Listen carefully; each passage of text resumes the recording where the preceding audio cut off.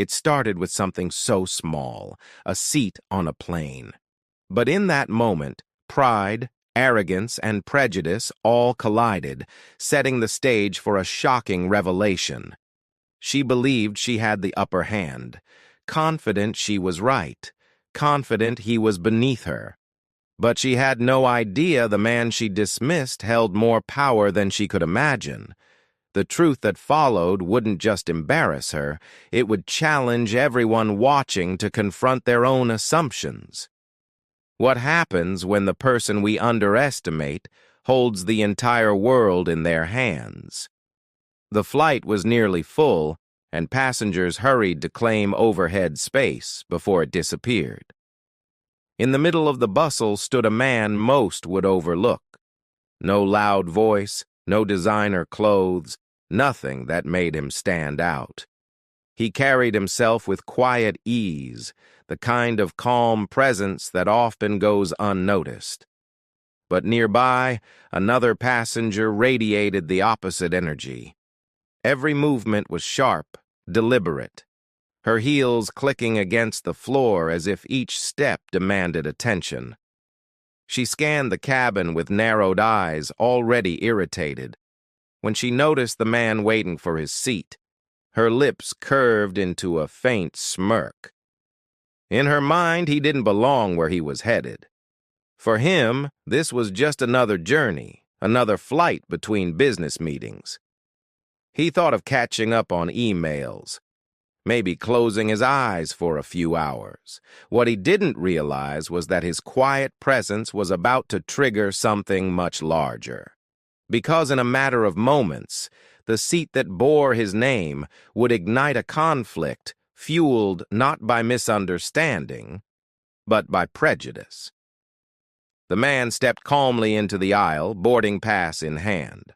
Row numbers passed one by one until he found his seat, near the front, tucked neatly in the premium section. But the moment he stopped, his path was blocked. Someone was already there. A woman sat comfortably in the chair. Her bag sprawled across the seat beside her, her expression daring anyone to challenge her. She didn't look surprised. She looked entitled. And when her eyes met his, there was no confusion, only dismissal. As if she had decided, in that instant, he didn't belong. He checked his ticket again. The numbers were clear. That was his seat. He paused, waiting for her to move, waiting for the misunderstanding to fix itself. But she stayed still, her arms crossing with deliberate finality. The cabin buzzed around them, but in that narrow space, everything froze, and the question lingered. Would she move? A flight attendant approached, her professional smile already strained. The man gestured politely, offering the ticket for confirmation. The woman's response was sharp, her words cutting through the hum of boarding passengers. She claimed he was mistaken, that he must be in the wrong row, maybe even the wrong section. Her voice wasn't just loud, it was designed to humiliate. And as the nearby passengers shifted uncomfortably, the man's calm silence only seemed to make her grow bolder. The attendant studied both tickets. The result was undeniable. The man was right. The seat belonged to him. A murmur rippled through the rows, people glancing up from their phones, eyes darting between the two. But the woman didn't flinch. Instead, she leaned back, her smirk widening as she refused to move. And in that moment, the air grew colder, heavier, as if the entire cabin was waiting for his next move. He didn't shout. He didn't argue. He stood there, patient, steady, his calm presence clashing with her escalating defiance. With every passing second, more passengers became aware. Some whispered, others stared openly. The flight attendant shifted uncomfortably, torn between enforcing the rules and avoiding a scene. And the woman, sensing the hesitation, grew louder, insisting she was in the right.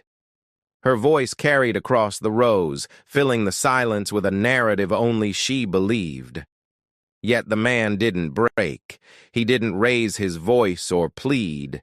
He just waited, his quiet composure speaking louder than any argument could. The woman's confidence wavered for a second, but then hardened again. She adjusted in her seat, folding her arms tighter, a living wall of resistance. And the cabin, now silent, held its breath. Passengers wondered. Would the crew force her to move? Would the man finally push back? Or would this strange standoff stretch into the sky? But here's what no one realized. Not the flight attendants, not the passengers, not even the woman who refused to budge. The man did not need to raise his voice, no need to demand respect. Because the truth he carried, the truth she was seconds away from discovering, was far more powerful than any argument. She thought she was humiliating him. She thought she was proving a point. But what she had really done was step into a trap of her own making, a moment that would soon flip the balance of power so completely that the entire plane would fall silent. The conflict wasn't over. It was only the beginning. And when the truth finally came out, it wouldn't just shatter her pride. It would leave everyone watching, questioning the dangerous ease of their own assumptions. The cabin was silent now, the tension so thick it seemed to press against the walls. The woman's voice rang out one last time, sharp and defiant, as she refused to move from the seat that was not hers. Passengers shifted uncomfortably, the flight attendant's face flushed with uncertainty. To anyone watching, it looked like a man being denied his place, treated as if he didn't belong, as if his presence itself was a mistake. For a brief moment, the man stood perfectly still, his eyes fixed not on her, but on the crew. Then, without a word, he reached into his jacket and pulled out a slim leather case. He handed it calmly to the attendant, who opened it and froze. Inside was no ordinary document. It was his identification, proof of his role, his authority.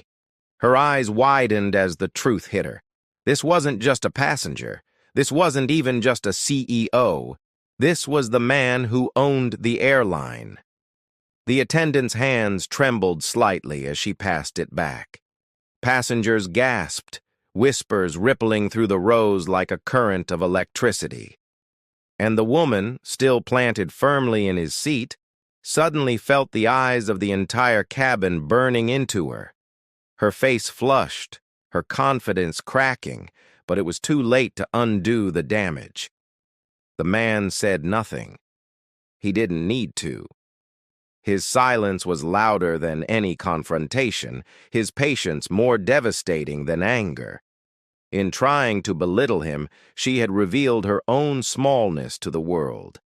The crew now moved swiftly, asking her to stand, to vacate the seat that had never been hers. But the humiliation had already happened. The truth was out, and the plane would never forget what it had witnessed. And as she finally rose, trembling, the question lingered heavy in the air.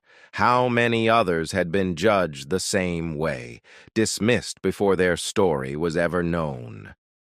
The woman finally stood, her pride collapsing under the weight of truth. What had begun as her attempt to assert power ended as a moment of humiliation she could never erase.